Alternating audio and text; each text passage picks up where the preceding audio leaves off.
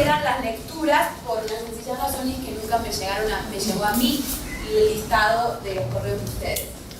Así que vamos a hacer dos cosas. En primer lugar, este es mi correo, todo en minúscula, luciana.cadaya@gmail, para que se pongan en contacto conmigo por cualquier cosa. Eso en primer lugar. En segundo lugar, a ver si rápidamente, mientras terminan de llegar los colegas, podemos ir definiendo qué estudiantes van a hacer presentaciones en cada sesión. Para el día de hoy, ¿quiénes estaban? Andrés, Liceo. Recuérdenme sus nombres porque no los conozco. Pedro, Liceo. Andrés Nieto. A ver, ¿quién es Andrés? No No está. está. Bueno, ya vendrá el amigo Andrés. ¿Quién más? Liceo. Lisette, ¿quién es? No está. No está, ok. Y Pedro. Y Pedro, bueno, Pedro, todo el peso de la responsabilidad cae sobre ti. No, Hice el esfuerzo, pero no alcancé. Bien, en la tercera sesión hay dos textos para elegir y para exponer. Es decir, hay dos textos de lectura opcional que pueden escoger. ¿Quién quisiera intervenir en la tercera sesión? Es decir, exactamente, este viernes. Los textos son ¿por qué estudiar el poder? Y el otro es la ética del cuidado de uno mismo como práctica de la libertad. Yo recomiendo el segundo. Tú, entonces, ustedes dos quisieran. A ver, puede ir una persona más si quieren. Tú. Díganme los nombres así. María Eugenia. Muy bien. María Eugenia, Margarita, Nancy. Excelente. Listo. Eso es la sesión 4. Igual ustedes quieren ese texto, eso es la sesión 4, es decir, que no es el viernes, sino es el lunes. ¿Vale? ¿Mejor? Perfecto. Entonces, vamos para el viernes. El otro viernes.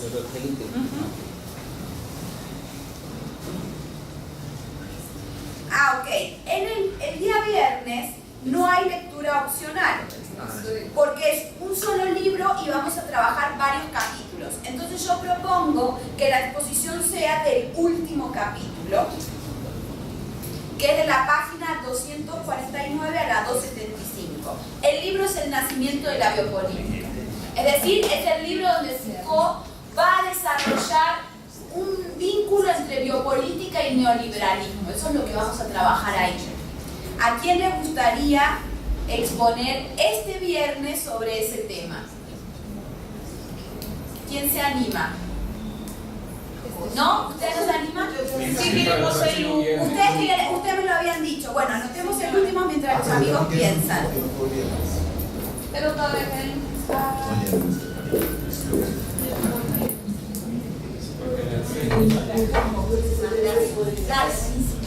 Ay, mira, ya está. Bueno, a ver, recuérdenme. Se cae, se cae. El del viernes. Igual lo importante es que todos hablen. A ver, ¿quiénes? Levanten las manos los que ya tienen escogida una sesión. Pero Los que tienen, tú no tienes todavía. Por eso, no hace falta que te cambien. Lo importante es. Entonces, vamos a los que quieren la última sesión que me lo pidieron en la clase anterior. A ver, vamos así. Nombres. Nemías Gómez. ¿Cómo? Nemías Gómez. Nemías. ¿Es con acento, Nemías? No. No, sin acento. ¿De dónde es el nombre, Nemías? Nunca lo había escuchado.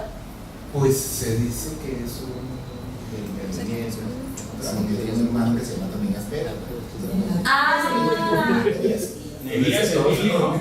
Mira. Pero No, pero buenísimo el nombre. Nemías, ¿tu hermano cómo se llama? Asmed. Ok. Perfecto. ¿Tu hermana? Itis. Buenísimo. Bien. Digan, José. Con acento. con entonado acento. Nadia, perfecto. Los amigos Nemías, Nadia y José hablan la sesión 5. Pero habíamos pedido Éramos 4, ¿te acuerdas?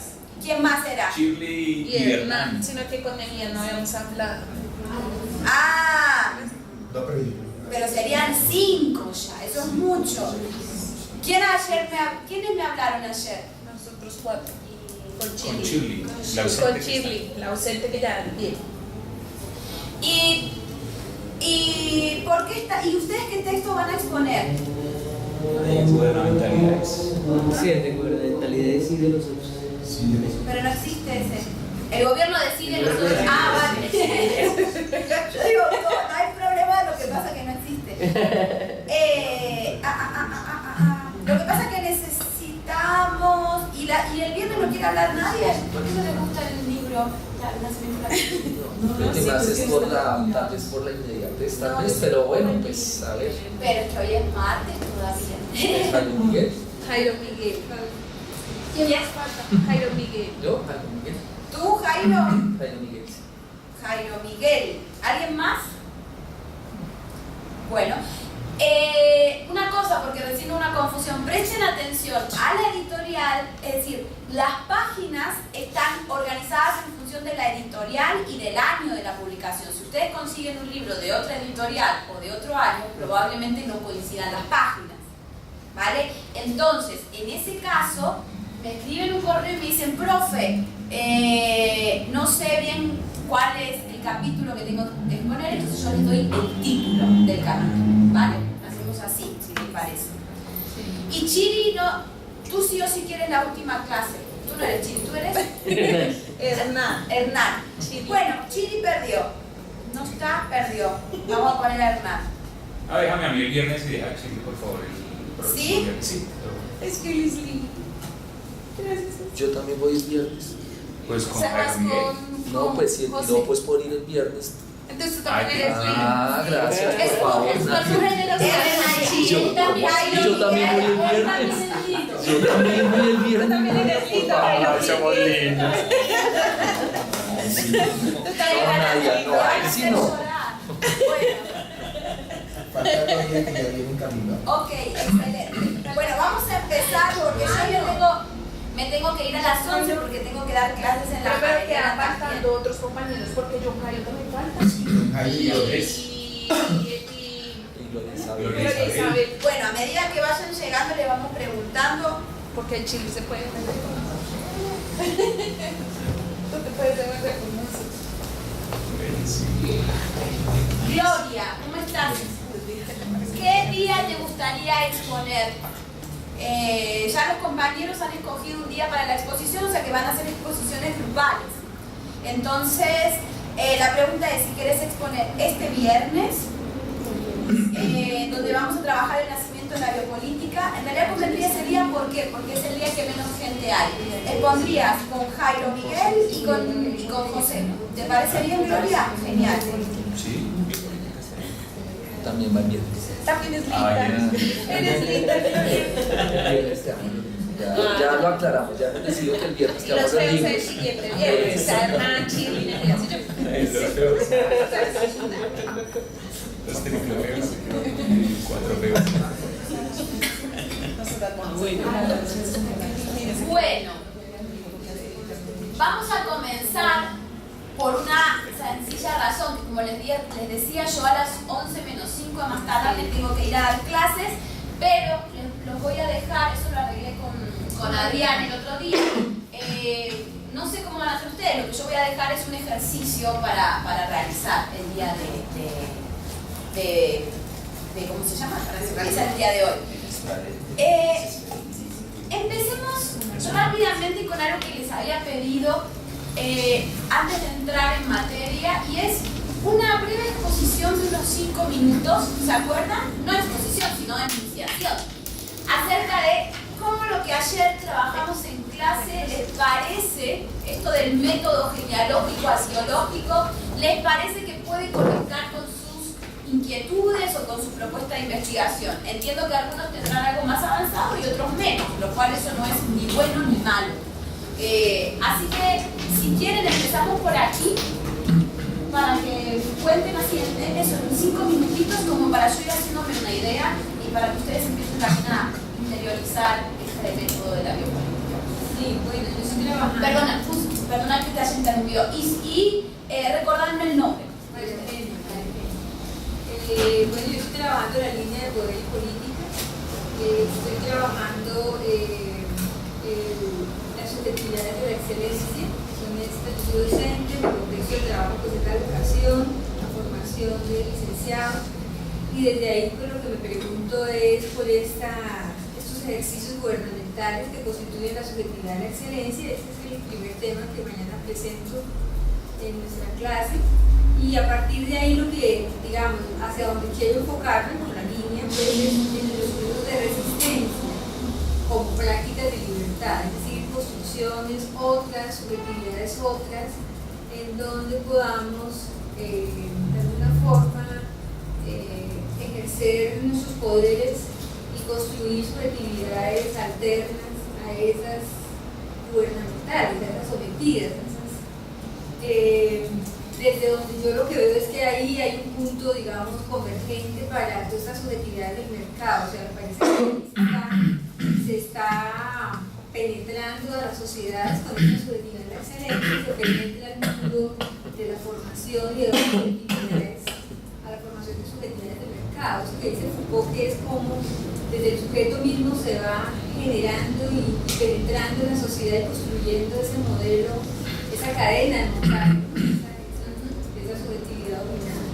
Perfecto, María Eugenia, yo creo que la clase del viernes te va a servir mucho sobre todo. Sí, por eso el texto también es de las prácticas de libertad. Sí, ese te va a servir, es que claro, hay dos partes en tu investigación. El de este viernes te va a servir en el sentido de cómo el neoliberalismo produce subjetividad y produce una forma de libertad neoliberal en el sentido que vos estás proponiendo. Y luego está la otra parte de tu investigación, es la de poder pensar una resistencia como otra práctica de la libertad, que justamente es el texto que vos escogiste para la sesión 4.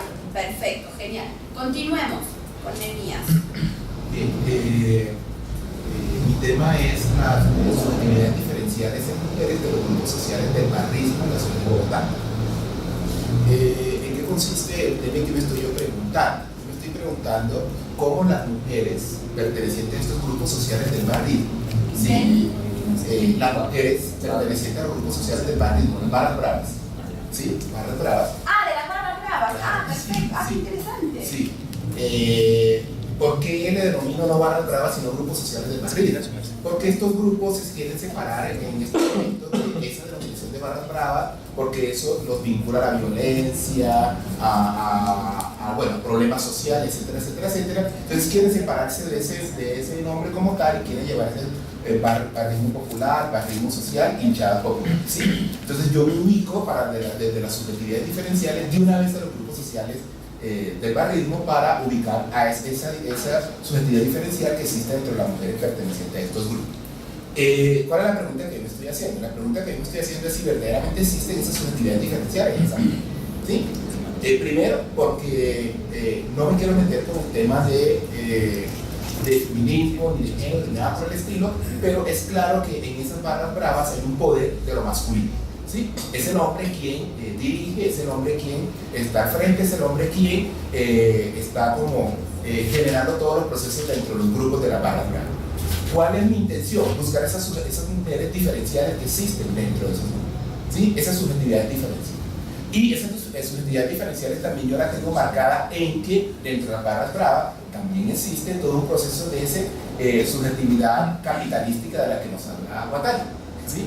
Y esas subjetividades capitalísticas, ¿cómo entro yo? Porque el fútbol está marcado en eso, las barras bravas están marcadas en eso. ¿Cómo entro yo a buscar esas diferenciales de esas mujeres que en última puede que estén influenciadas por ese capitalismo, por esa subjetividad capitalística, pero que pueden tener unas subjetividades diferentes dentro de la barra brava? Es decir, como dice Deleuze, buscar la diferencia de lo diferente, ¿sí? Dentro de las mujeres barristas. Es un poco como la investigación que quiero pretender en la tesis de doctorado. Vale, muy bueno. Sí, bueno, habría que ver, yo no identificaría de cuajo que las barras bravas, es decir, no es una crítica a la lógica masculina que organiza los imaginarios de las barras bravas o las subjetividades de las barras bravas, y otra es identificarlo directamente con el capitalismo.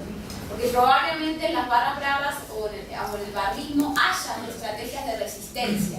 Y Y en ese sentido me parece muy interesante lo que propones, y es justamente ver cómo lo femenino ahí opera como una forma de subjetivación distinta, ¿no? Y ahí puede servirte mucho toda la reflexión sobre el vínculo entre poder y libertad, para poder pensar la forma en que se construye la subjetividad, es decir, cómo se construye ese cinismo, que es un cinismo femenino, y acuérdate que no tiene por qué ser individual, sino que puede ser colectivo. Vale, muy bien, sigamos. Recuérdame. Margarita. Margarita.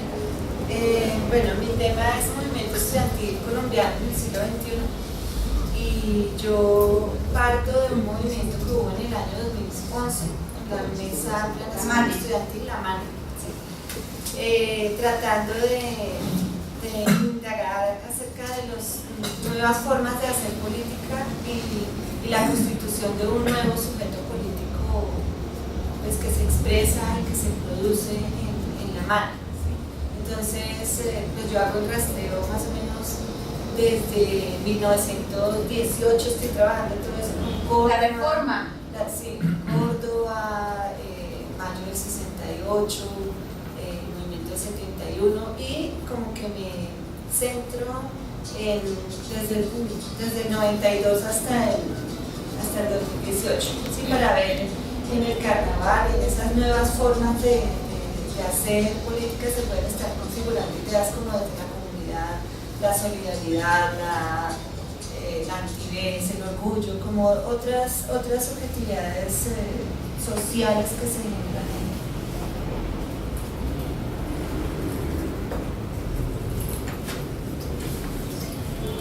Vale, muy interesante el tema, más justo que se cumplen los 100 años de la reforma universitaria y los 50 años del mayo del 68. Yo no sé si me metería con el mayo del 68, es un comentario nada más, ¿no? Porque digamos, son varias cosas a la vez, es decir, ya hacer una reflexión sobre la reforma universitaria te lleva también a Córdoba, te lleva a todas las reflexiones sobre que tuvieron lugar en Perú, con personajes como Mariátegui, como Aya de la Torre. Luego también te obligaría a ver cómo luego eso resuena en la revolución estudiantil de México.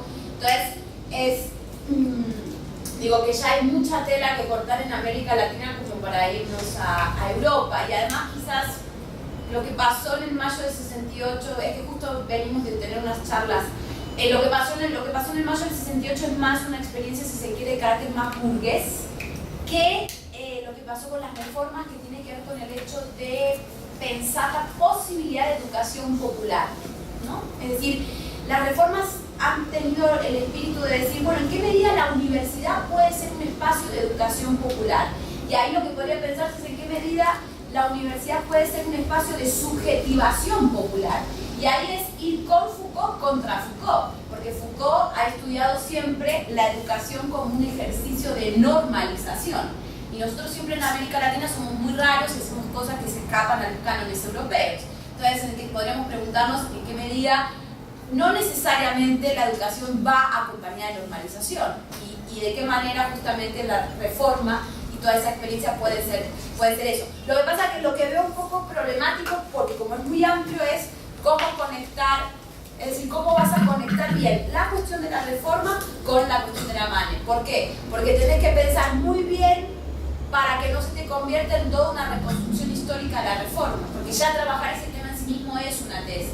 Entonces habría que pensar muy bien desde qué lugar te vas a situar para ir hacia atrás, para ir a la reforma, ¿no? Y ahí creo que el método genealógico, arqueológico te puede servir, es decir, cómo voy a mirar para atrás para poder hablar de la MANE.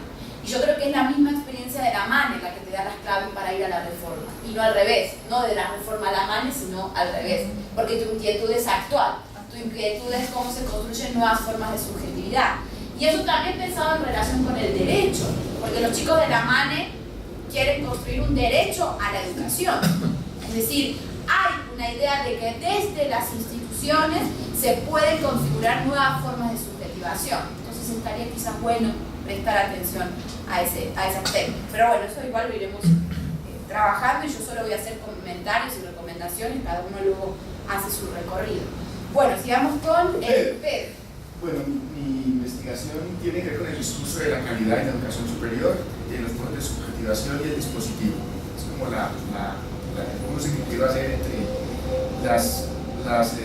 formas discursivas que produce el uso de la calidad y cómo eso se traduce en ciertas pragmáticas que tienen que ver con el hacer de los profesores, con las estructuras curriculares, con las espacialidades de la institución universitaria, y cómo eso traduce unos procesos de subjetivación que en muchos casos son formas de dominación extrema, de acomodación también dentro del dispositivo. Es básicamente eso lo que yo quiero mostrar. Ahí estoy en una tensión un poco fuerte entre hacer primero el análisis específicamente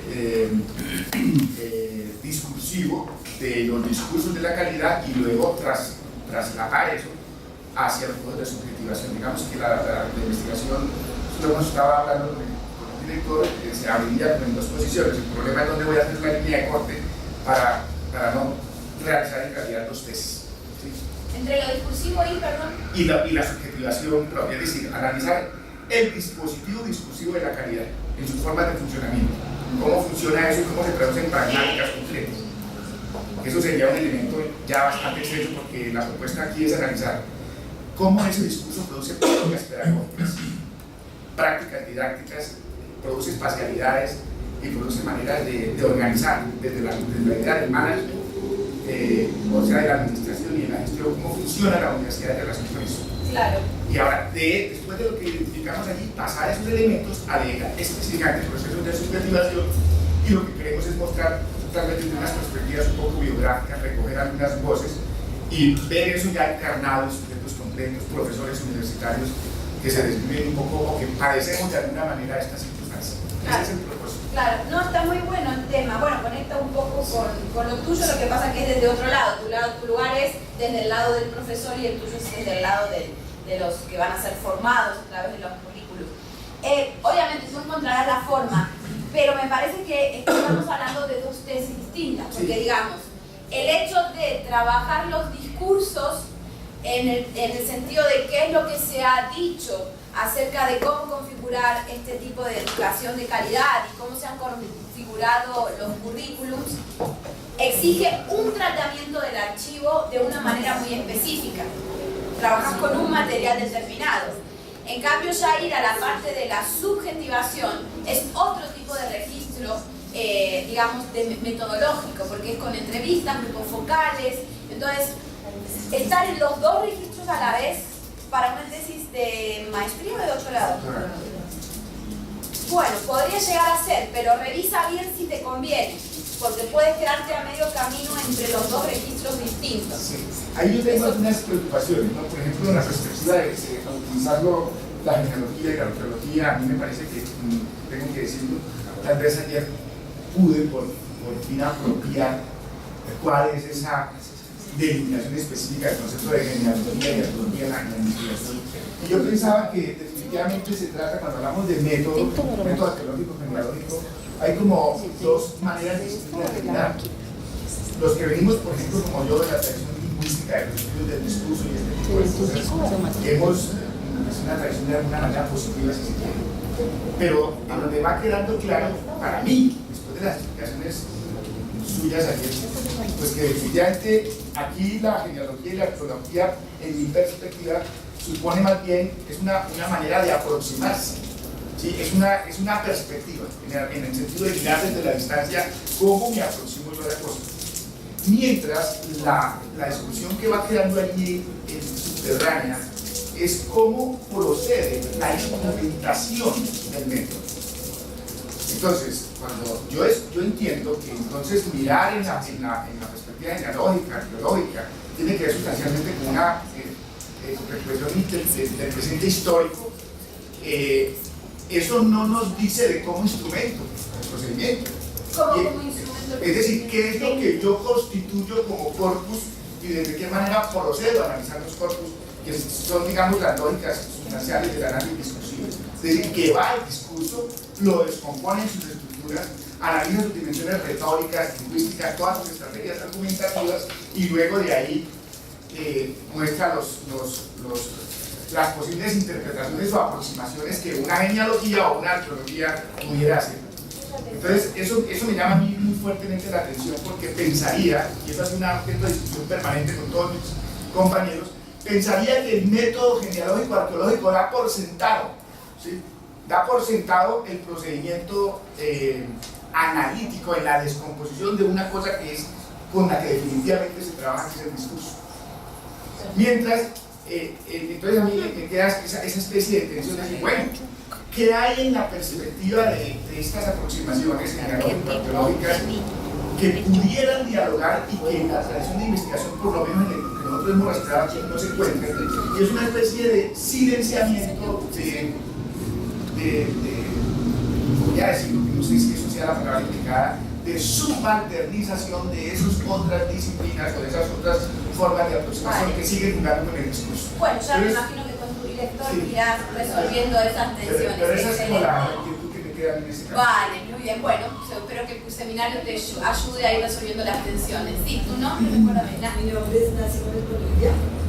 Mi trabajo de tesis tiene como los procesos de subjetivación política en las juventudes universitarias.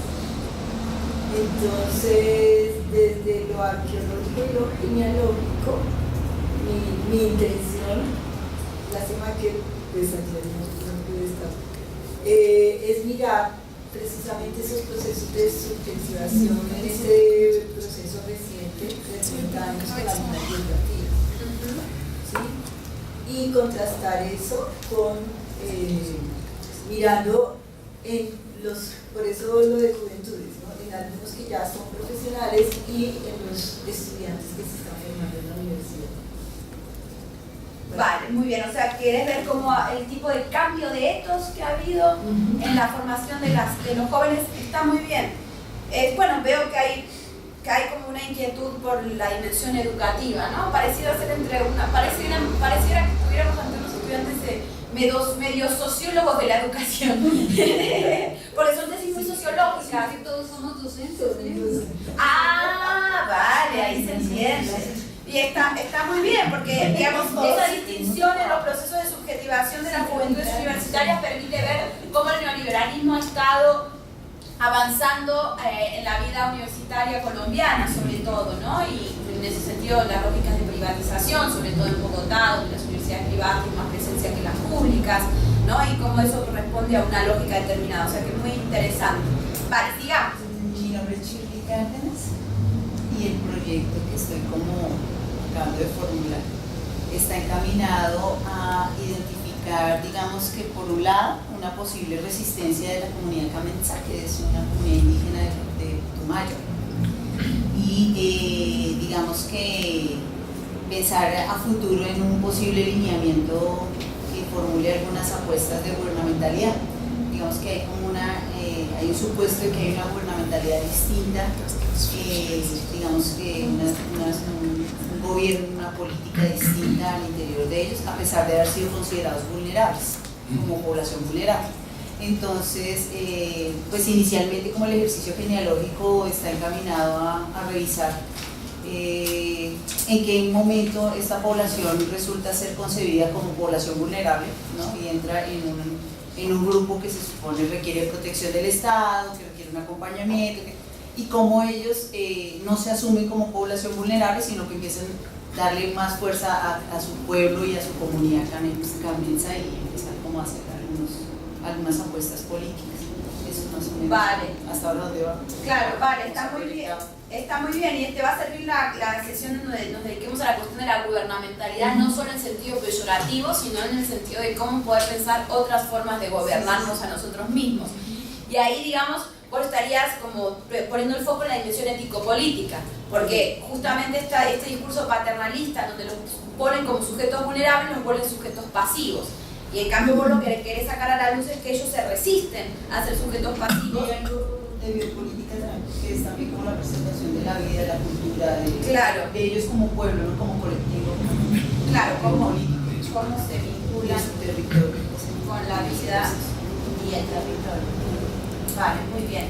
Continuemos. Yo soy José Torres, soy profesor de matemáticas y los últimos 14 años de mi vida los he dedicado a la formación de futuros profesores de matemáticas. Desde esa experiencia en particular noté una tensión, por un lado, de unas prácticas discursivas de carácter gubernamental gubernamental que hablan de la formación de profesores de matemáticas críticos, pero por otro lado hay unas prácticas de formación y unas prácticas pedagógicas que a mi modo de ver están bien alejadas de eso que se llama profesor crítico o sujeto crítico. Entonces el propósito de mi tesis es poner en cuestión esa afirmación de formación de profesores críticos para formar futuros estudiantes críticos. Vale, muy bien. Entonces el rastreo que estoy tratando de hacer es un rastreo de prácticas discursivas provenientes de la parte gubernamental sobre qué es lo crítico, cómo lo conciben. Por otra parte, algunas prácticas también discursivas sobre una cosa que se llama perspectivas sociales, culturales y políticas de la educación matemática.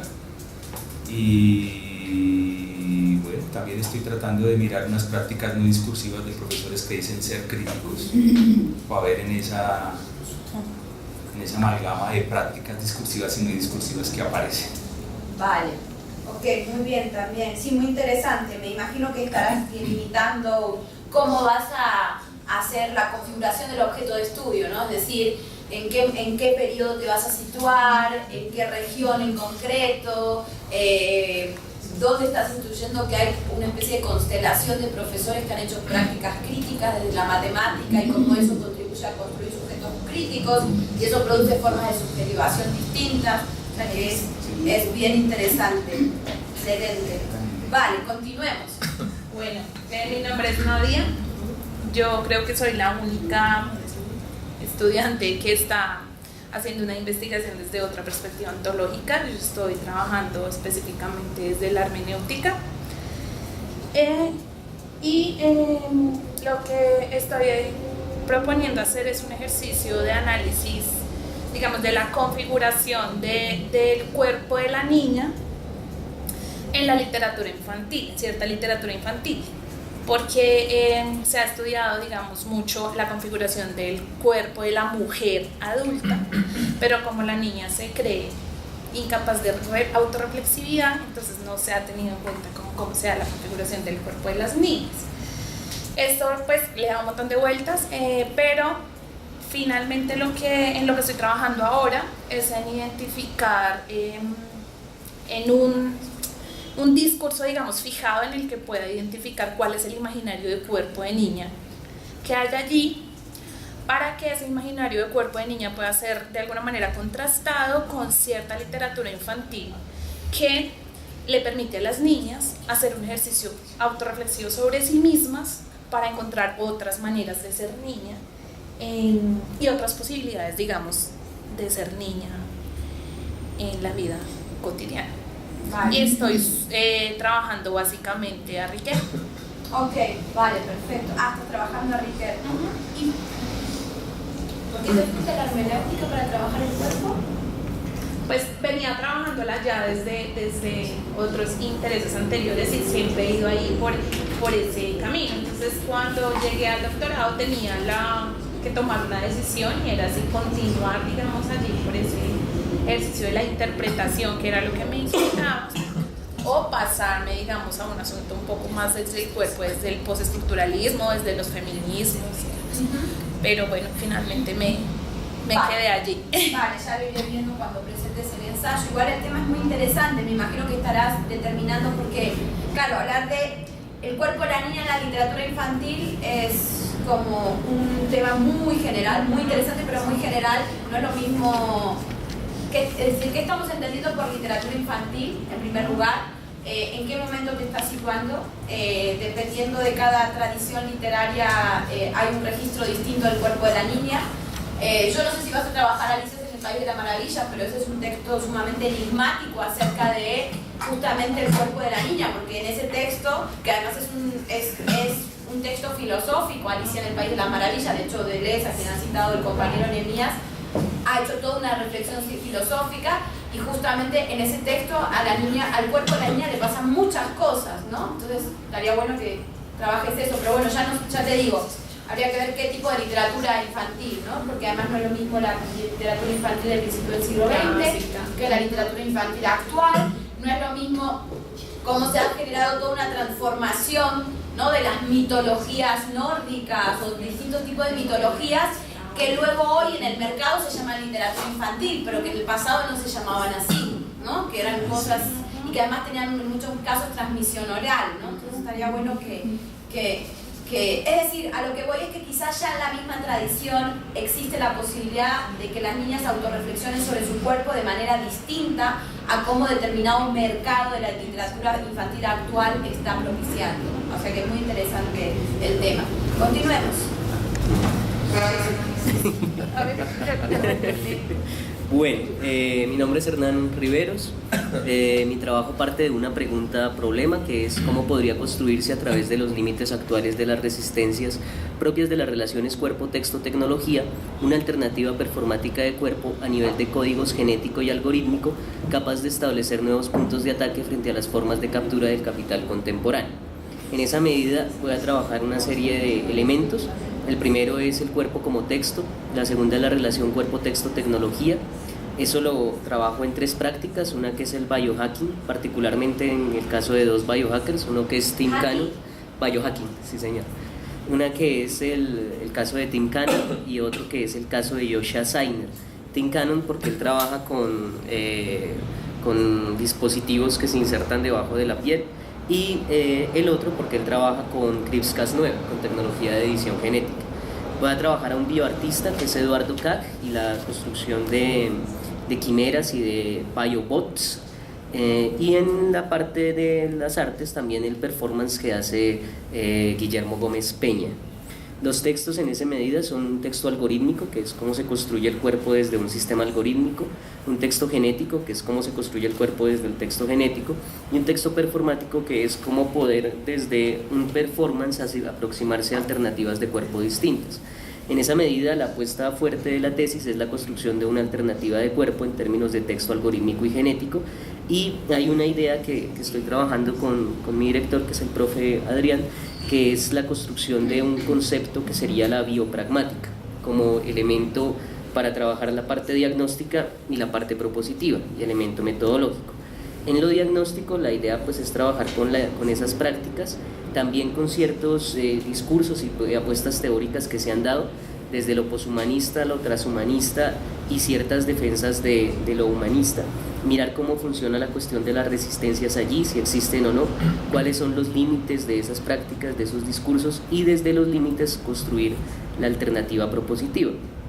En esa medida, en relación con lo que veíamos ayer, pues aparecen unas preguntas que serían pues interesantes de abordarse.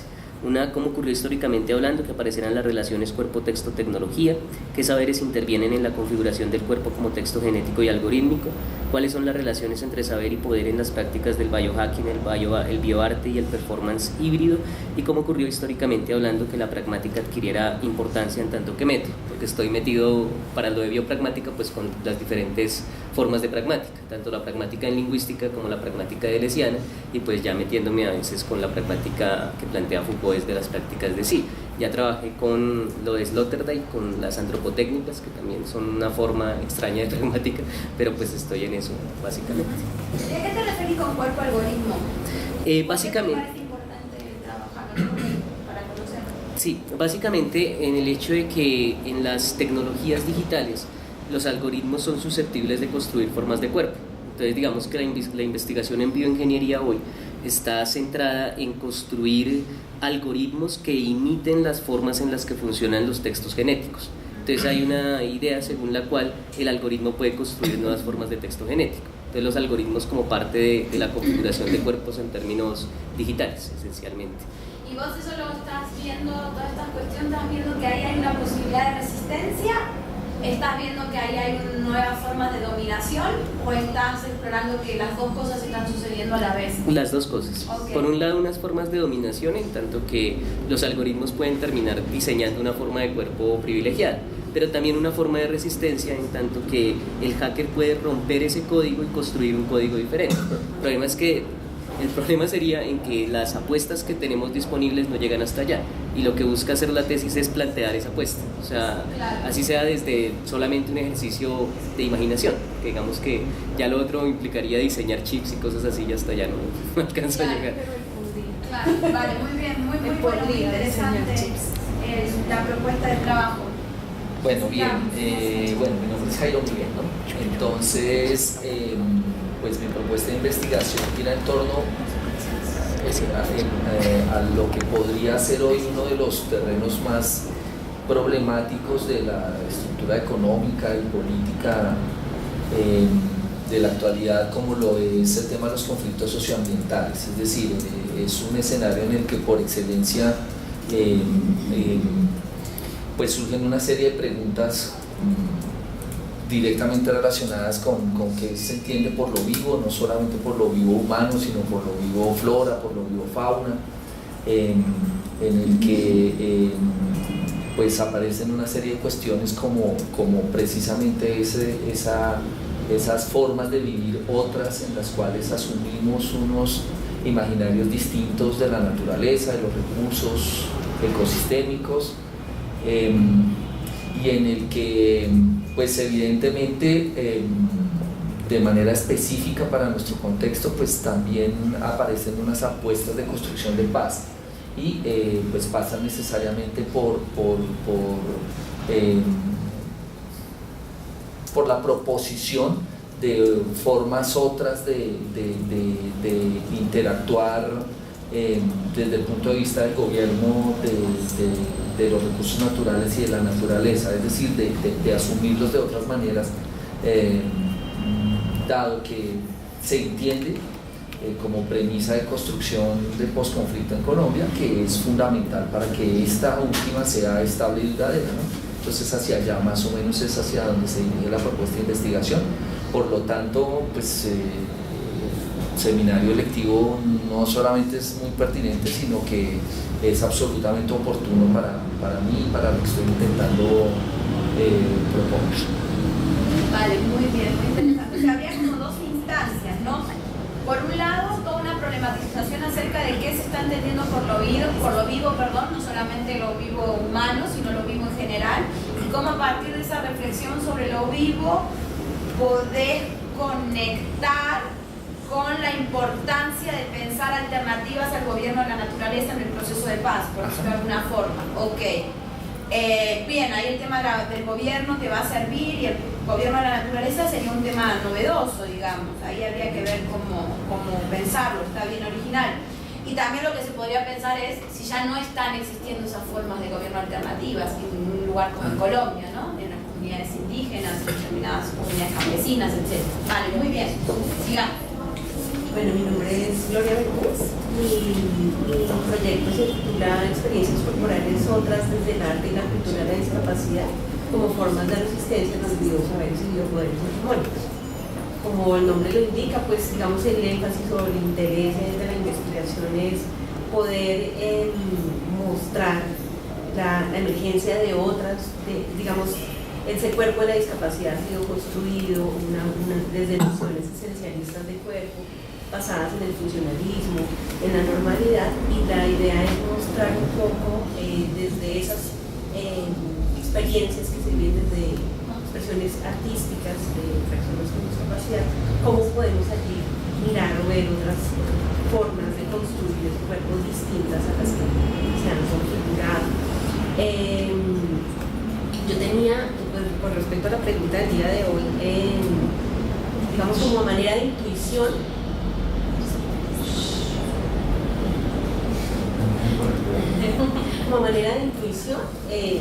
una idea de que la genealogía y la arqueología me iban a servir para ese recorrido. Creo que con la clase de ayer tengo muchas más claridades, creo que evidentemente puede ser una herramienta muy útil para mí. Ayer lo hablábamos con Pedro y comparto su inquietud, es, digamos, ¿por qué lo digo como intuición? Porque finalmente uno termina la pregunta, bueno, ¿y eso cómo se hace? A pesar de que uno lo comprenda, ¿cómo lo hace operativo? ¿Cómo pienso hacer una genealogía? Claro, vale, muy bien. Bueno, yo lo que les aconsejo para quienes quieran trabajar en el método arqueológico genealógico, porque claro, una cosa es la instancia en la que uno explica cómo funciona el método, pero para eso, para entender ya luego cómo volverlo operativo, siempre lo mejor es ver casos de colegas que hayan hecho eso. Es decir, en Latinoamérica hay muchísimos estudiantes que con el método arqueológico genealógico han hecho investigaciones empíricas. Entonces mi recomendación es también que ustedes, en términos borgianos, es que ustedes imiten, es decir, vean qué es lo que otros han hecho para ver realmente si a ustedes les puede servir o no esa forma de trabajo. O sea que esa es mi recomendación. El tema es muy, muy interesante. De hecho hay, ¿no?, todas unas prácticas entre artísticas y pedagógicas, sobre todo para las víctimas del, bueno, a mí me gusta el término víctimas del conflicto que han perdido miembros. Se generan todas unas prácticas para recomponer su relación con el cuerpo de otra manera, y eso podría ser entendido también como un ethos, es decir, un trabajo de sí. O sea que en ese sentido puede ser bien interesante. Así que bueno, muy bien. Vale, vamos por el último caso. Mi investigación es sobre las... ¿Tu nombre? Lisette García. Lisette, ahí está. Está emballando el discurso. No siempre investigar, te sale. Está muy bien arrojarse a la cosa misma. Sobre la subjetividad nómada y monstruosa de las mujeres excombatientes de las FARC. Un poco me interesa rastrear pues en ese ejercicio de la excepcionalidad de mujeres en la guerra, pues como el exceso de vida, la potencia de haber, digamos, de las experiencias de vida de la guerra, más allá pues de las localizaciones políticas, culturales, de género, económicas, o sea, que exceden, que experiencias exceden la construcción de la vida en estas mujeres. Vale, es muy interesante. De hecho, la otra vez estuve en una reunión donde pensábamos eso, que cuando pensamos en las FARC hay todo un imaginario masculino y no hay demasiada atención prestada al papel que han tenido las mujeres. Dos cosas al respecto. Primero, ver qué forma de subjetivación producen las mujeres en el interior de las FARC, ¿no? Y qué tipo de relaciones de poder y libertad se engendran allí. Eso podría ser muy interesante y estaría bueno. Está bueno, como hay muchas mujeres desde las FARC que están pensando esas cuestiones, estaría bueno entrevistarlas. Y luego, el tema de lo monstruoso desde la biopolítica, no sé bien cómo lo conectaría, en qué sentido la mujer es lo monstruoso. Pero sí decirte que hay varios trabajos sobre lo monstruoso desde la biopolítica, así que si necesitas material, decime que yo te puedo ayudar. Incluso tengo una colega que ha trabajado esa categoría en su tesis doctoral, lo monstruoso desde la biopolítica, para pensar otras cuestiones, no desde la figura de la mujer, pero sí puede esa clave ayudarte, puede pasarte bibliografía y todo eso, o sea que excelente. Muy bien, Lisette. Bueno, dos cosas para mencionar antes de entrar en materia. Entonces, todos ustedes son docentes. Son docentes de... De todo, universitarios. ¿Son todos docentes universitarios en ciencias sociales o en pedagogía? O... Pedagogía. En pedagogía, sí. No, soy fonoaudióloga. Fonoaudióloga. Y esa es mi formación. Yo formo en esas áreas. Ok. Yo estoy en el área económica administrativa. Ok, vale, perfecto. Yo para saber. ¿Y los demás trabajan como profesores universitarios aquí en Bogotá? Ok. Pero no soy profe de profes. Vale, y aquí mismo en la distrital, yo como para poder... Yo soy en la distrital. En la distrital. Ok. En la pedagógica, ok, perfecto, yo como para hacerme una idea. ¿Y algunos están en la carrera de pedagogía? No. Yo estoy en licenciatura. Yo estoy en Facultad de Educación. ¿En Facultad de Educación? ¿Educación? ¿Qué más? ¿Educación? Sí, lo que pasa es que aquí, no sé si la cuestión de lo pedagógico está atravesada en todas las áreas de formación de maestros. Entonces va en la carrera específica. Llamamos licenciaturas. Que son las licenciaturas. Para formar maestros, que luego van a ser maestros en bachiller y en esas cosas. Ustedes están formando estudiantes que van a ser maestros desde la universidad. Ok, yo para poder ver dónde estoy. Vale. Yo sí trabajo con maestros formados y comunicadores. Vale, perfecto, ok, buenísimo. ¿Cómo es tu nombre? John Jairo. John Jairo. Vale, bueno. ¿Tú estuviste ayer? Sí. ¿Tienes pensado tu tema en relación con lo que conversamos? No. Bueno. ve pensándolo entonces, genial. Bien, eso en primer lugar, listo, ya me puedo hacer más o menos una composición. Y luego, otra cosa, por lo general siempre en castellano como metemos son fantásticos los temas, me parecen sumamente interesantes, originales, estimulantes, así que enhorabuena por todo lo que están pensando. Solo un comentario chiquito y es, no sé por qué en castellano cometemos el error de decir vida otra, cuerpo otro. Eso es una construcción sintáctica del francés. Entonces traten de... No, es la manera en que se ha traducido. Es decir, en el francés sí se puede decir así. En el castellano, no es que estoy cayendo en una regla, pero en castellano no sabemos muy bien qué estamos diciendo. Y a lo que voy es, traten de explorar un poquito más qué quieren decir con eso y piensen si lo pueden decir de otra manera, porque se ha vuelto una especie de cliché desde los años 80 hasta ahora, decir vida otra, cuerpo otro, imaginación otra. Entonces traten de ver qué es eso otro que quieren pensar. ¿Ya no existe? Es decir, no hay ya vidas alternativas en Colombia, por ejemplo. No hay cuerpos que siempre se han configurado de una manera distinta a lo que la normalización exige. Pero cuando decimos vida otra, en castellano pareciera querer indicar algo que no tiene lugar y que estamos propiciando. Y no necesariamente es así. Bueno, vamos entonces ahora sí a comenzar con el tema que teníamos para hoy, porque como les dije, yo me tengo que ir más temprano y me preocupa que no veamos nada.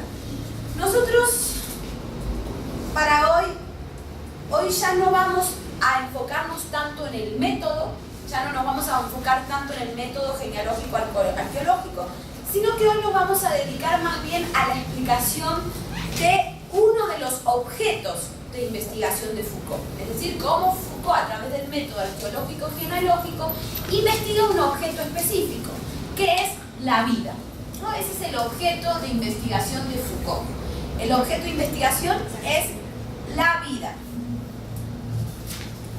Y en ese sentido, lo que nos va a interesar a nosotros hoy, para aclararles a ustedes el panorama, para ayudarles a pensar en estas cuestiones que están interesados, es el siguiente. En primer lugar, ¿cómo para Foucault nace el biopoder? Para Foucault, la vida se vuelve un objeto de investigación porque ha aparecido una forma de poder que se llama biopoder, ¿no? Y hoy vamos a tratar de entender cómo nace ese poder en términos de biopoder. Es decir, cómo se genera en la historia de la humanidad un vínculo entre vida y poder. Algo que no siempre ha tenido lugar. Y es que la vida se vuelva objeto de poder. Eso es lo novedoso para Foucault. No siempre la vida ha sido objeto de poder en la línea Foucaultiana. Entonces, eso es lo que vamos a tratar. Y vamos a dejar algunas pistas para lo que va a venir en la sesión del viernes, y es cómo el bios, ¿no? La vida como objeto de poder, da lugar al totalitarismo y al neoliberalismo. Hoy vamos a generar las condiciones para poder pensar eso, pero nos vamos a centrar sobre eso, sobre todo en la sesión siguiente. Y vamos a tratar de entender, cuando los compañeros se expongan sobre Agamben, cuál es el vínculo entre el Estado y el biopoder. O en qué medida, según Agamben, el Estado ha tenido un rol importante en la consolidación de este tipo de poder. Es decir, en qué medida el Estado ha configurado un biopoder, ¿no? Yo luego yo voy a ser un poco crítica con la lectura de Agamben, no hoy, sino en otras sesiones, pero bueno, eso es entonces lo que vamos a hacer. Ahora bien, ¿cuál es el texto que hemos escogido para trabajar entonces la vida como biopoder? Y para poder entender cómo Foucault empieza a investigar la vida, en qué medida la vida se vuelve objeto de investigación social. Y el primer texto donde Foucault es consciente de eso que quiere hacer es en el último capítulo del volumen 1 de Historia de la Sexualidad. Volumen 1 o tomo 1. Ahí, de hecho, si Si ustedes prestan, si han tenido la oportunidad de leer ese libro, el primer tomo o el primer volumen de Historia de la Sexualidad, él en ese volumen desarrolla una serie de cosas que no están conectadas con el último capítulo. El último capítulo es como un excurso, es como una especie de algo ad hoc que mete al final del libro, pero que no se conecta con lo anterior, pero que crea en Foucault toda una vía de investigación por la que va a trabajar varios años. Entonces, nosotros nos vamos a centrar en ese último capítulo y vamos a tratar de entender las tesis principales que Foucault está elaborando allí. ¿Vale?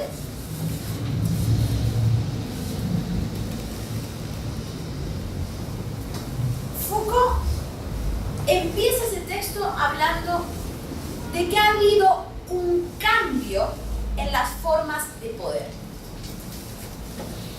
Foucault nos muestra que en un determinado momento de la modernidad, Occidente empieza a construir otras formas de poder. Veamos primero las formas viejas y luego vamos a ver la particularidad de esta forma nueva. Recuerden que el capítulo se llama Derecho de muerte y poder sobre la vida. En ese título ya Foucault lo está diciendo todo. ¿Por qué? Porque esa forma vieja de poder tiene que ver con el derecho de muerte. La primera parte del título. Con el derecho a matar. Y la segunda parte del título es poder sobre la vida. Tiene que ver no ya con el derecho a matar, sino con un poder que actúa sobre la vida. Ahí están las dos formas de poder distintas. Una cosa es el poder entendido como derecho de muerte, que es la forma clásica de poder, primera parte del título, y la otra es el poder entendido como poder sobre la vida, que es esta nueva forma de poder que Foucault va a estudiar. Y estamos en el título. Vamos a avanzar un poquito más. Este poder, entendido como derecho de muerte, es el poder soberano, clásico. Para Foucault es el poder que aparece en Hobbes, por ejemplo. ¿No? ¿Cómo se ejerce clásicamente, nos dice Foucault, el poder soberano? El poder soberano clásicamente se ejerce como un derecho sobre la vida y la muerte de sus súbditos. El poder soberano se ejerce como un derecho sobre la vida y la muerte de sus súbditos. Es decir, que el Estado, como poder soberano, en la antigüedad, tiene el derecho a poner fin a la vida de la gente. ¿No?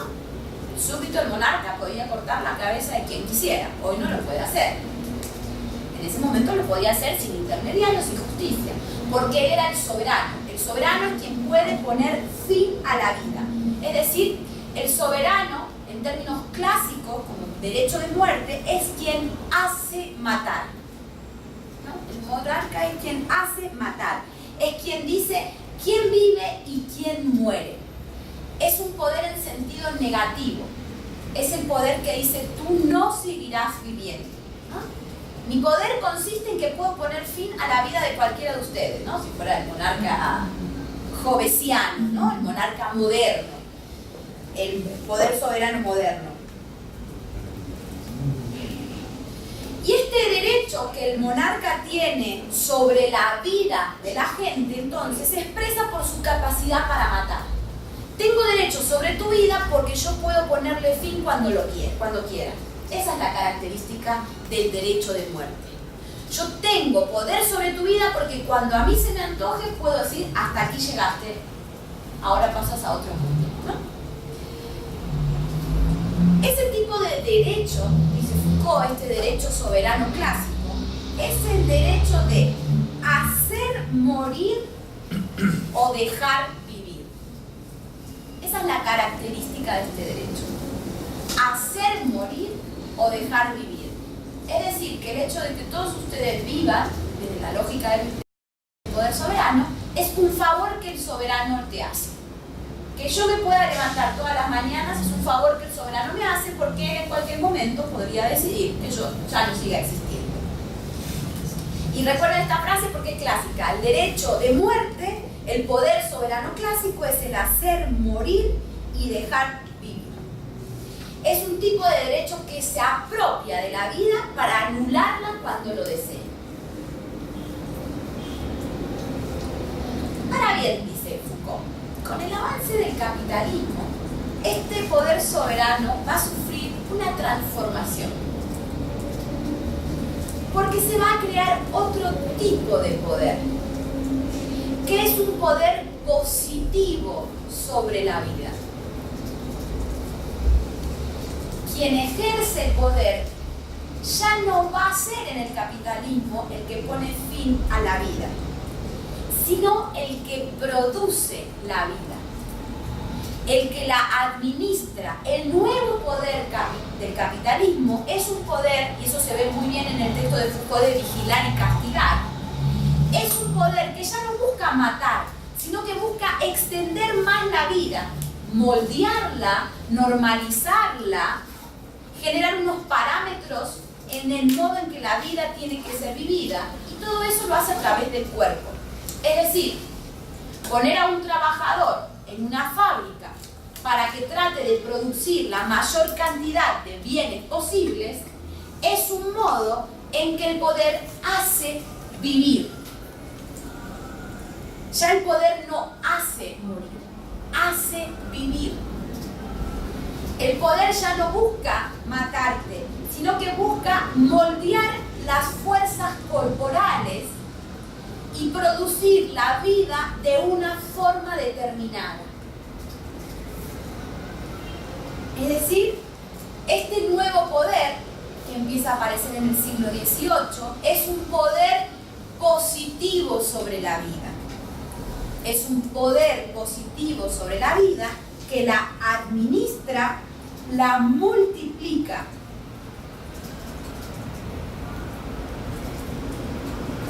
Ahora bien, este poder positivo sobre la vida, que lo que busca es extender la vida cuanto más pueda, por eso piensen en algo clásico, en algo básico. Hoy tenemos más problemas para acortar nuestra vida cuando nosotros lo deseemos que para prolongarla. Es decir, si yo descubro que tengo una enfermedad terminal, tengo varios problemas legales para poner fin a mi vida, ¿no? La eutanasia no es una práctica tan fácil y no en todos los países está legitimado. Es decir, el aborto, efectivamente. Es decir, hay una serie de prácticas y legislaciones actuales que nos permiten entender esto que Foucault dice, ¿no? Que hacen prolongar la vida. Hoy nuestro mayor problema es cómo ponerle fin a nuestra vida, en lo que tiene que ver con la administración de la vida. Yo tengo mis reservas luego con Foucault porque en América Latina el poder de matar nunca ha desaparecido, ¿no? En un país como en Colombia eso se entiende muy claramente. Es más, pensamos en todo el activismo medioambiental, el poder no hace otra cosa que poner fin a la vida de los activistas medioambientales, es decir, son los activistas que mayor peligro corre su vida actualmente, a raíz del problema del territorio. Entonces, a mí me parece que obviamente en términos heurísticos queda linda la idea que Foucault nos propone de que había un poder soberano y ahora hay otro tipo de poder, pero quizás en términos más agamberianos, que es lo que Agamben intenta hacer, quizás en realidad lo que sucede es que las dos formas están conviviendo hoy. No es que una ha reemplazado a la otra, sino que las dos formas están conviviendo hoy. Y habría que decir otra cosa más. No solo que las dos formas están conviviendo, sino que en cierta medida no solo es el Estado el que ejerce este poder soberano, incluso hay estados que no lo ejercen, hay estados que no son estados criminales. Justamente se intentan generar formas institucionales y estatales que no necesariamente sean criminales. Hay otras que sí lo son. Pero quien hoy está llevando la bandera, sobre todo, de las muertes son las corporaciones, no los estados. Es decir, que el poder soberano parece este poder soberano entendido como derecho de muerte, es decir, como quien puede poner fin a la vida del otro, parece ya no ser ejercido tanto por los estados como por las corporaciones, ¿no? Las corporaciones mineras, las corporaciones, como puede ser el caso de Monsanto, las corporaciones agroexportadoras, ¿no? Habría que pensar en qué medida esta forma de poder sigue existiendo pero desplazada, en el sentido de que ya el principal agente de la muerte no son los estados, que puede también darse, sino las corporaciones, ¿no? Y habría que tratar de entender en qué consisten estas corporaciones. Ahora bien, habiendo hecho este matiz crítico hacia Foucault, porque uno nunca tiene que casarse con ningún filósofo, ni menos con sus ideas, uno tiene que siempre tratar de, porque eso es uno de los errores que nos ha pasado en América Latina, y yo lo digo como Foucaultiana desde mis 18 años, es que uno simplemente decía, ah, sí, Foucault dice eso y yo lo tomo, ¿no? Sin más. Y es como, bueno, pero ¿cómo esto que dice Foucault funciona para las realidades latinoamericanas? ¿No? ¿Qué pasa acá? ¿Cómo se organiza el poder acá? ¿Cómo se organiza la vida acá? Entonces uno siempre tiene que hacer un ejercicio, y ese es un consejo que me parece que les puede servir de cara a sus investigaciones. Tomen a Foucault, tomen a Riquet, tomen a quien tomen, sea de América Latina, o sea de Europa, de África, de Asia, tomen a las pensadoras o pensadores que tomen, ustedes siempre hagan un trabajo crítico, no se casen con las ideas. Traten de decir, bueno, pero ¿esto cómo funciona acá? ¿Realmente me sirve esto? ¿O me sirve pero desplazado? Siempre sean críticos con el material teórico que están recibiendo. Porque si no, lo que les va a pasar es que van a agarrar la teoría y va a ser como un corsé donde van a tratar de encajar la realidad. Y eso es lo que hay que evitar. La teoría es un instrumento para hacer inteligible la realidad, pero por suerte la realidad siempre te hace chocar con ese instrumento y te hace deformar el instrumento teórico. Y es ahí donde aparecen las propuestas originales. Así que es una invitación a que sean críticos con el mismo corpus teórico con el que ustedes están trabajando. Bueno, volvamos al amigo Foucault. Después de pegar un par de cachetadas. Este poder de hacer vivir, este poder que hace extensiva la vida, que la prolonga y la administra, dice Foucault, se da de dos formas distintas, dice en este texto de la biopolítica. Por un lado, se da una forma de poder que se centra en el cuerpo individual, en el cuerpo máquina, en el vigilar y castigar es fantástico como Foucault reflexiona sobre eso. Y lo reflexiona con categorías marxistas, pero bueno, no lo dice. Este cuerpo que atiende a lo individual, atiende a cada cuerpo singular, al cuerpo de cada uno de ustedes, esta forma de poder que atiende al cuerpo en términos individuales, se ejerce a través de la disciplina, ¿no? Es decir, claro, luego podría preguntarse si la disciplina solamente tiene que ser entendida en estos términos, quizás hay formas alternativas de la disciplina, pero bueno, a lo que voy es que es un cuerpo que lo que trata es de regular la conducta de cada uno de los individuos. Por ejemplo, en las fábricas, ¿no? Es decir, cómo se van a organizar los cuerpos que van a trabajar en una fábrica, qué roles van a cumplir, cómo se van a disponer, en qué espacios específicos van a estar, cómo unos cuerpos se van a relacionar con los otros y cómo esa relación de los cuerpos entre sí va a pujar porque los cuerpos sean más productivos. ¿Y más productivos para qué? Para el capitalismo, ¿no? Bien, este poder disciplinar, Foucault lo va a llamar anatomopolítica.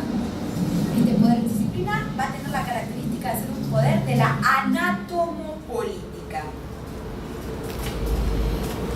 Pero dice Foucault, hay otra forma de poder que atiende al cuerpo, pero no ya al cuerpo de cada individuo, sino que atiende al cuerpo en términos generales, atiende al cuerpo de la población.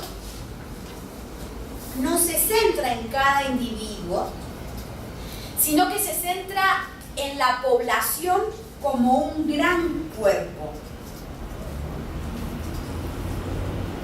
Y este tipo de cuerpo, que ya no es cuerpo individual, sino cuerpo especie, ese es el nombre que Foucault le va a dar,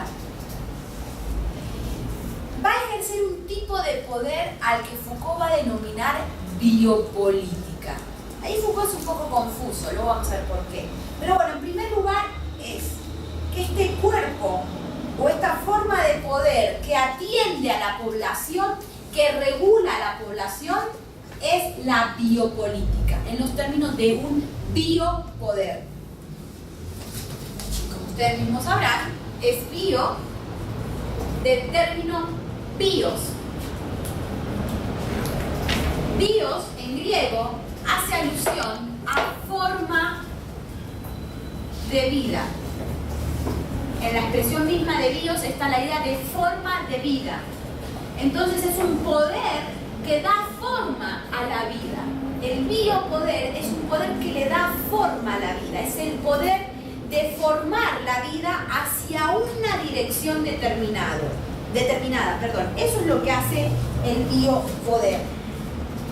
Entonces tenemos a la anatomopolítica que se dirige al cuerpo individual y al biopoder o a la biopolítica que se dirige al cuerpo especie, al cuerpo población.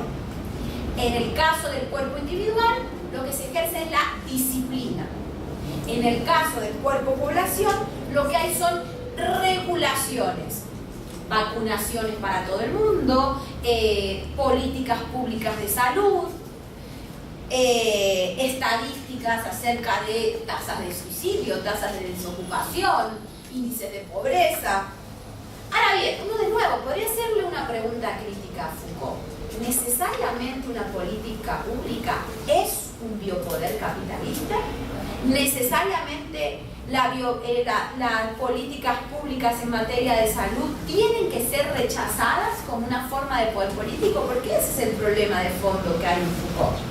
Parece muy radical muchas veces su postura, pero lo que nos podemos preguntar en nuestros países es si realmente destruir políticas públicas es una buena idea. ¿No? Es decir, realmente ¿el problema es la política pública o el problema es el diseño de determinadas políticas públicas?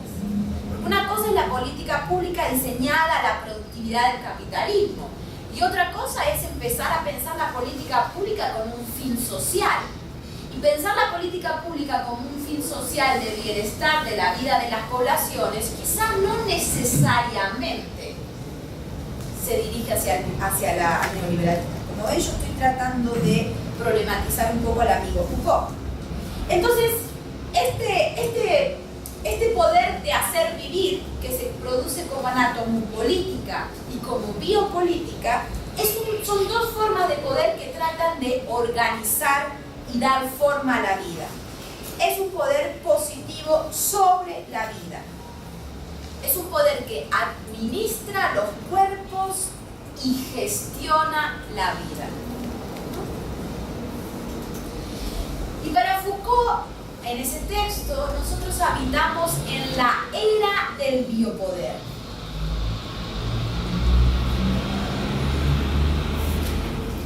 Habitamos en la era del biopoder, donde la administración de los cuerpos es una forma de sujeción y donde la gestión de la vida a través de la salud pública, de la migración, de la natalidad, también es una forma de sujeción. Administración del cuerpo y gestión de la vida para Foucault son formas de sujeción, no de subjetivación, porque nosotros nos volvemos sujetados a ese poder, nos volvemos objetos de ese poder. Ese poder actúa en nosotros y nos moldea como población o como individuos, ¿no? Por eso el último Foucault va a decir, bueno, ok, este poder nos sujeta, pero ¿cómo nos subjetivizamos? ¿No? Y ahí hay una distinción entre sujeción y subjetivación. La sujeción es cuando somos objetos de poder. La subjetivación es cuando hacemos algo por nosotros mismos. Es la dimensión... Sí, déjame un segundito, por favor. Es la dimensión activa la subjetivación.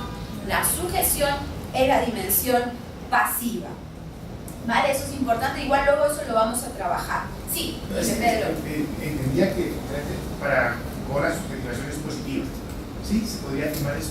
Sí, se puede afirmar eso. Pero habría entonces unas formas de subjetivación que, contrarias a eso que Foucault plantea inicialmente, no fueran en esa misma línea, es decir, cuando ese sujeto sujetado se acomoda con esas formas de sujeción, cuando nada resiste, cuando simplemente sobrevive, cuando se instala en el dispositivo y fluye ahí como una forma... La subjetivación significa que el sujeto hace algo consigo mismo. Ahora bien, en ese hacer algo consigo mismo puede elegir ser un sujeto sujetado o puede elegir la emancipación. Es decir, que en esa subjetivación puede apuntar hacia la sujeción, efectivamente. Cuando el sujeto decide no resistir y seguir la corriente, por decirlo de alguna manera, ¿no? Ese sería muy bien el matiz. Pero en general todo nos subjetiva.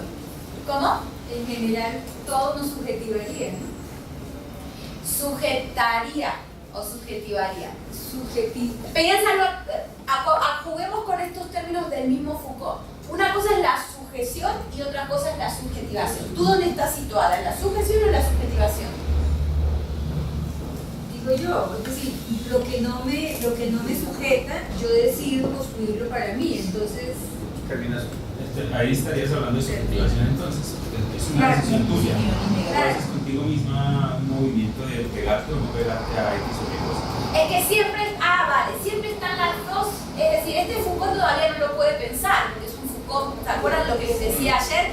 Este Foucault es el Foucault de la etapa política, ¿no? Es el segundo Foucault, por llamarlo de alguna manera. Y este Foucault todavía no ha sido capaz de... Él habla un poco de las resistencias, pero no puede formular lo que va... Exacto, no puede formular lo que va a formular el último Foucault.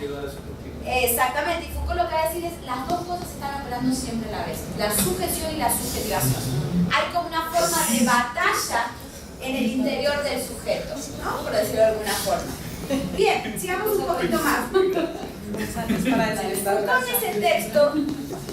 Foucault en ese texto nos va a decir que el biopoder es un elemento clave del desarrollo del capitalismo.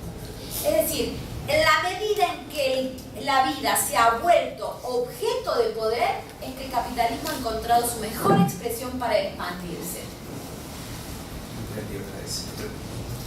En la medida, es decir, Foucault lo que nos dice es que el biopoder es un elemento clave y estratégico del capitalismo. ¿Por qué? Porque en el momento en que la vida se convirtió en objeto del poder, en ese preciso momento eso contribuyó a expandir más el capitalismo. ¿Por qué? Porque la vida se volvió productiva. La vida se volvió productiva en los términos del capitalismo. Por eso es muy marxista la reflexión de Marx. Porque ¿qué? Marx, ¿qué nos dice? Marx nos dice, vamos a pensar las relaciones de producción, ¿no? Las relaciones de producción en donde producimos objetos. Hay una fuerza de trabajo y hay unos medios de producción. Y el vínculo entre los medios de producción y la fuerza de trabajo produce objetos, materiales, computadoras, celulares, mercancía, exactamente. Bien, lo que Foucault va a hacer es rematar al amigo Marx y va a decir es que el capitalismo no solo produce los objetos materiales, sino que el cuerpo se convierte también en una relación de producción. El capitalismo produce objetos de consumo y cuerpos. Y las dos cosas bajo la matriz capitalista. Y en algunos casos incluso el cuerpo se convierte en mercancía, ¿no? Pero eso es lo que nos va a decir Foucault. Cuerpo que consume también.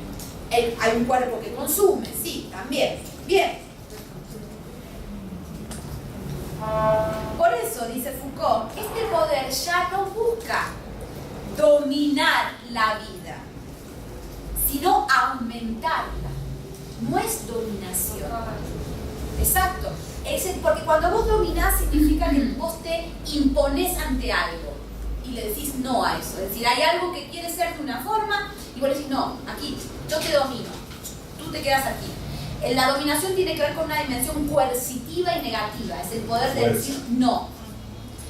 En cambio, este poder, este biopoder, no busca dominar la vida, busca regularla, moldearla, administrarla.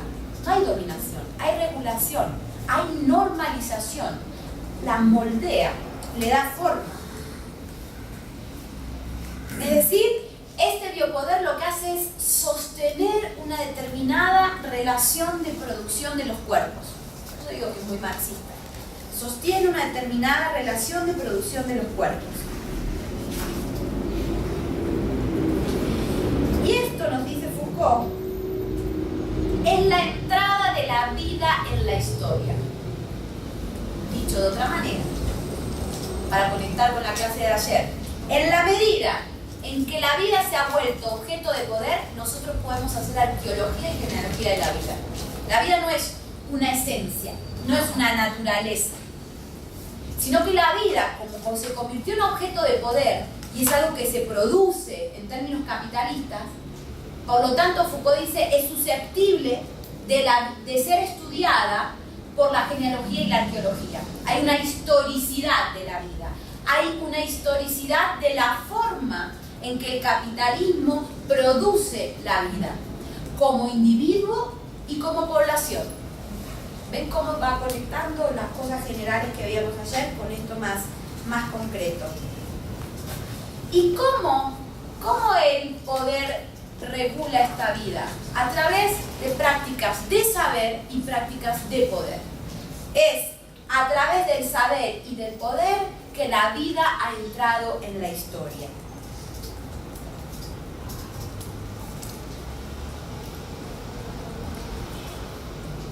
Es decir, el ser viviente no es algo dado de manera amorfa, sino que es algo producido por el poder y por el saber.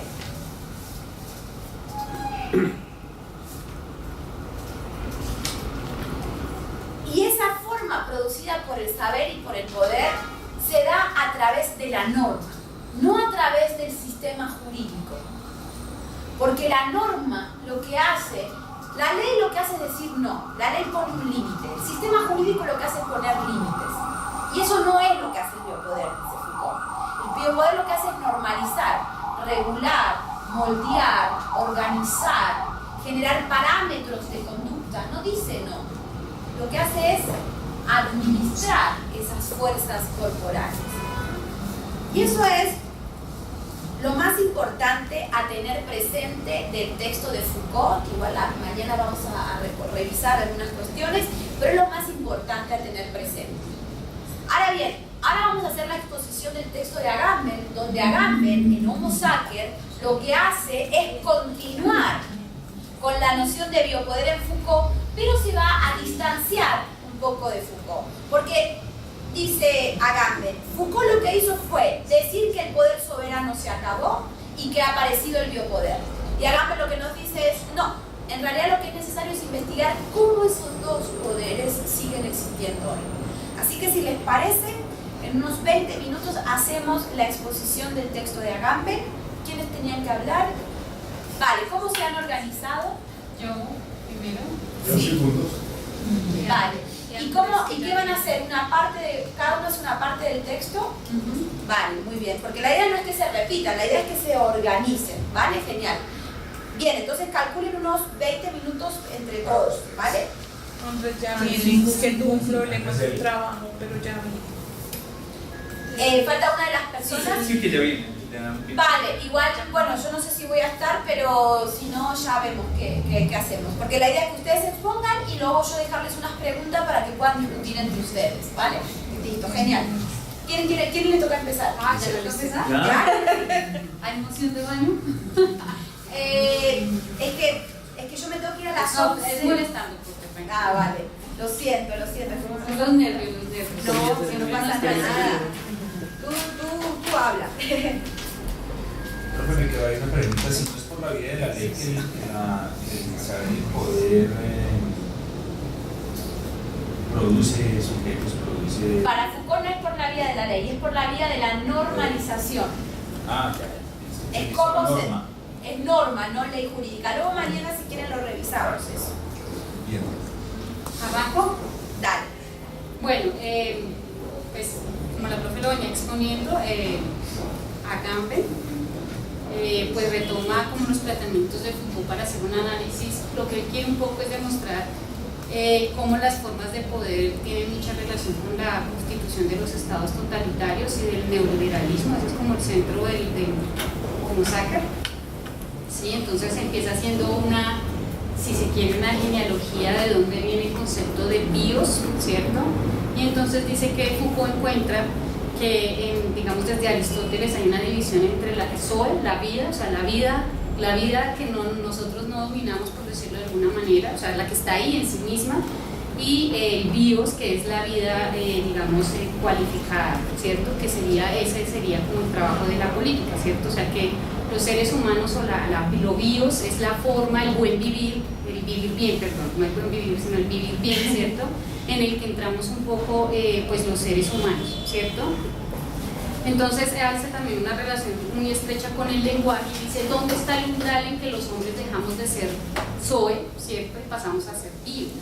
Y dice que el lenguaje es uno de los elementos que juega un papel, digamos, si se quiere, de introducción, de interiorización en la política, pues, de vivir bien, ¿cierto? Con el bios, ¿sí?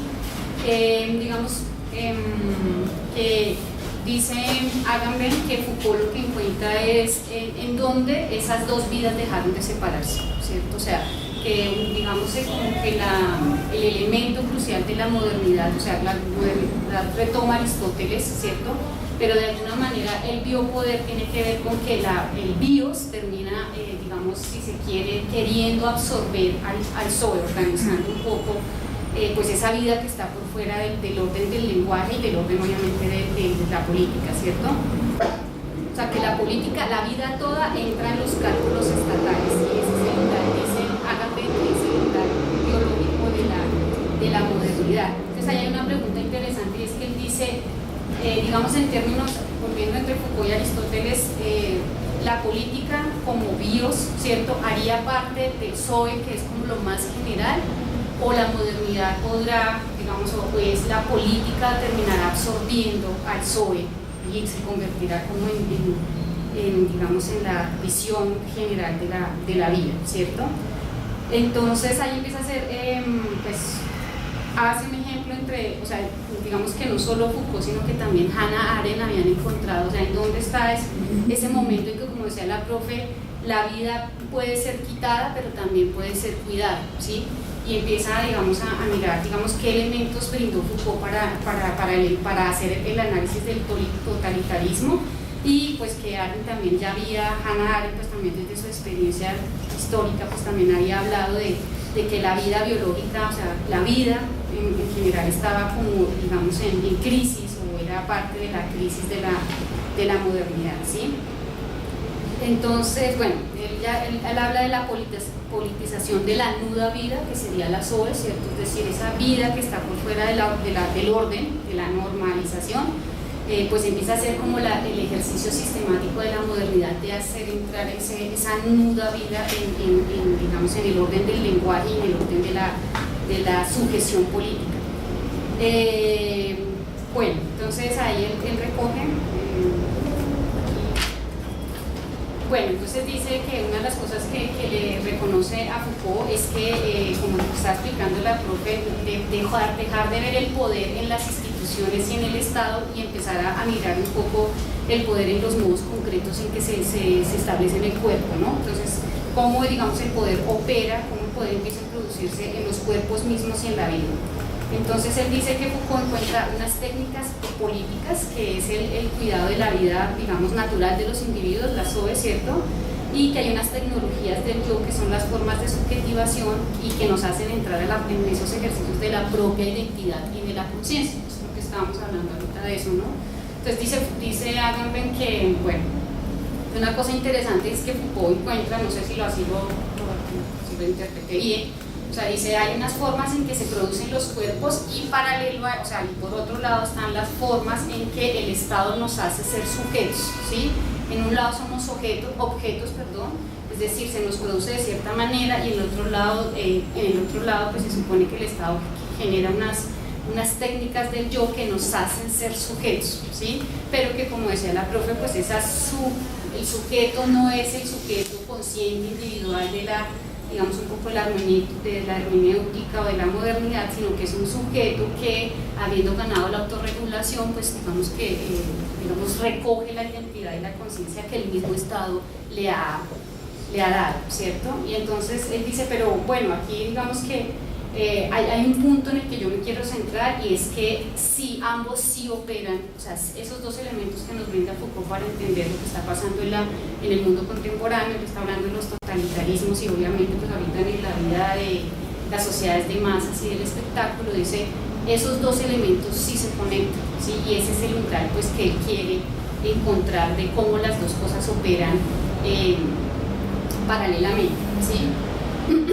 Bueno, entonces dice, él dice, mi investigación es el punto oculto donde convergen el modelo jurídico institucional y el biopolítico, que es un poco lo que estaba diciendo ahorita. Entonces dice, bueno, empieza ahí toda una disertación de cómo se analiza el poder soberano, que aquí lo estaba diciendo la profe un poco, porque pues entra a sustentar lo que estaba exponiendo la profe, y él dice, bueno, finalmente, ¿de dónde surge el poder soberano? Entonces está el Estado, ¿cierto?, que es el que regula de alguna manera la vida, pero él dice, lo que está sucediendo es que el Estado es el estado de excepción. Entonces dice, ¿quién es el soberano? Y dice, bueno, creo que eso ya lo hemos visto bastante, digamos que le da, ¿de dónde sale la autoridad del soberano? Y dice de su capacidad para decir que él está por dentro de la norma y por fuera de la norma, y todo el tiempo está haciendo la comparación también con el lenguaje, ¿no? Entonces dice, ¿termino ahí? Sí, pues podemos dividir a que hasta allá llegabas y yo... Bueno, pero si quieres, la Lucía... Me parece interesante porque él dice, o sea, ¿qué hace el lenguaje? Instituye, bueno, sí, no sé, está bien utilizar la palabra, establece una forma de mirar la realidad, ¿cierto?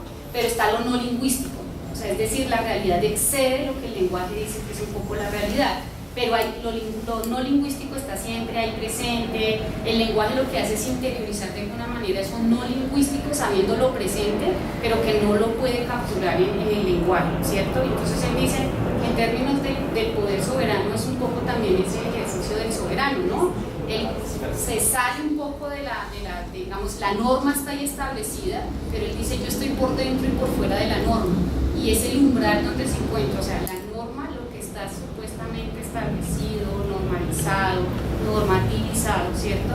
Pero también está en el exterior, que es cuando el soberano sabe que más allá de la norma está lo indeterminado, ¿cierto? Entonces él se declara autoridad para decir en qué momento la situación es de excepción y tiene que suspender la norma para hacer entrar la norma otra vez en vigencia, que es un poco también el ejercicio del lenguaje. Vale, muy bien, muchas gracias, Lisette. Pues Lisette, tú has hecho la síntesis de lo que yo había leído en la parte de los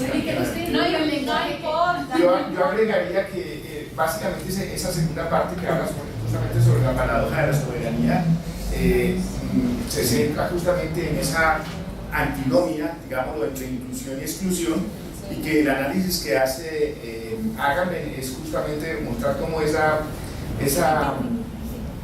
condición de inclusión y exclusión es lo que está en la estructura misma de la soberanía, de la producción de la norma. No es posible producir una norma si no es sobre la base de una exclusión. Es lo que hace definitivamente la condición del soberano, y por eso dice que es la exclusión, un elemento que todos tenemos en nuestro saber, digámoslo, popular, que es decir, que la excepción es la que confirma la norma, ¿cierto? Y en esa relación a mí me parece muy interesante ese vínculo que establece entre esa forma como funciona el derecho, como funciona la norma, que de alguna manera es una supervivencia de la forma como funciona el lenguaje. El lenguaje lo hace justamente por esa condición de poner límite, pero ese límite siempre es, diríamos en términos de Peirce, una semiosis permanente, continua, porque para poder significar en un momento dado frente a la dispersión le tiene que poner coto.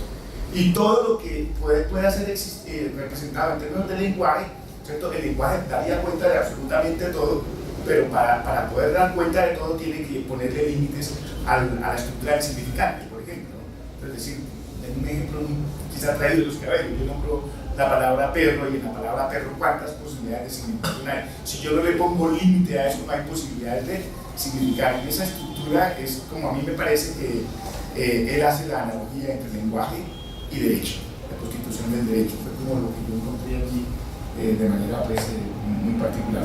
Hay una como obsesión, a mí me llamó mucho la atención, lo que hice fue algunas citas que pensaba más bien como que las problematizáramos, ¿no?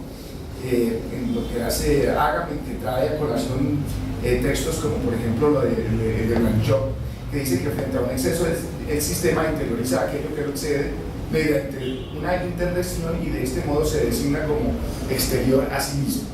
Es decir, el soberano puede decir, ¿cierto? Yo, en tanto que soberano, estoy fuera de la ley, ¿cierto? Pero declaro que vaya fuera de la ley, es la frase con la que definitivamente instala esas dicotomías. Yo creo que básicamente es porque terminamos leyendo básicamente los mismos. Bueno, lo que pasa es que Lizeth ha leído más, porque leyó la primera parte y la segunda que habíamos dividido en las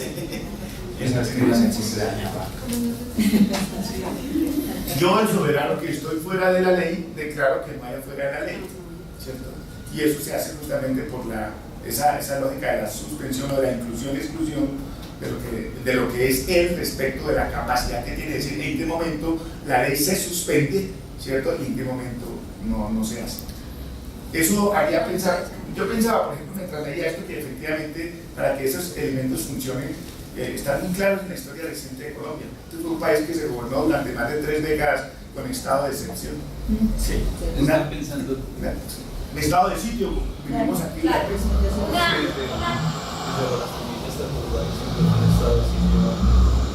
Sí, igual hay una matización entre los artículos. Pero bueno, está muy bien, muy buenas las exposiciones y han llegado al meollo de la cuestión, que justamente es una cosa a tener en cuenta. ¿Quién es el primer pensador que habla de que el soberano es quien puede determinar el estado de excepción? Es Carl Schmitt en los años 30. Y Agamben recoge esa lectura de Schmitt de los años 30 y empieza a pensar en un registro biopolítico que significa justamente la excepción. Bueno, yo lo que voy a hacer ahora es dejarles 2 preguntas, una de carácter más práctico y otra de carácter más teórico, para que ustedes la trabajen si quieren una media hora más o quédense hasta las 12, una hora más. ¿Por qué? Porque la idea es que se formen grupos de 3 y me entreguen una hoja con las 2 respuestas el día de mañana, ¿vale? Al inicio de clase. Perdón, ya estoy todos los días. El día viernes, ¿vale? O mejor dicho, ¿te la puedes dejar a ti o tú tienes que retirarte? ¿Hoy? Sí, ¿no? Vale, entonces se la dejan a ella la hoja y tú me la das el viernes porque es algo que yo voy a tomar en consideración. Bien, la primera pregunta es de orden práctico y tiene que responder, tiene que haber. Es decir, el grupo trabaja, el grupo de 3 trabaja, puede ser de 3 o 4, el grupo trabaja y luego se hace una sola respuesta en función del acuerdo al que han llegado.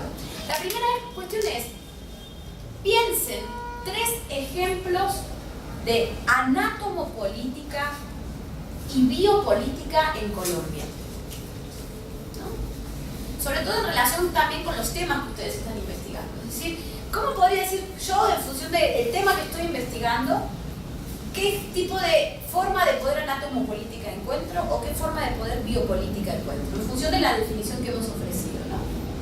Esa es la primera pregunta. Y la segunda pregunta es la siguiente.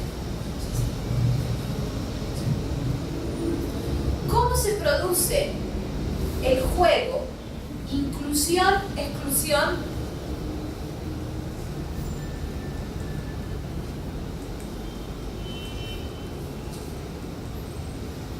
en la paradoja de la soberanía, en Agamben, obviamente? ¿Cómo se produce el juego inclusión, exclusión en la paradoja de la soberanía de Agamben?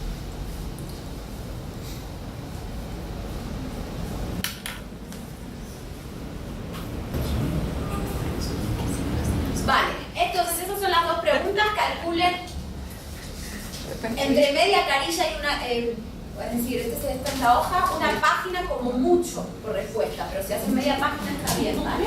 Entonces trabajan, discuten sobre eso y le entregan luego la hojita con el nombre del grupo, entonces así yo ya puedo ver cómo van reflexionando sobre la cuestión. ¿Les parece bien? Genial. Nos vemos entonces el día viernes, ¿vale?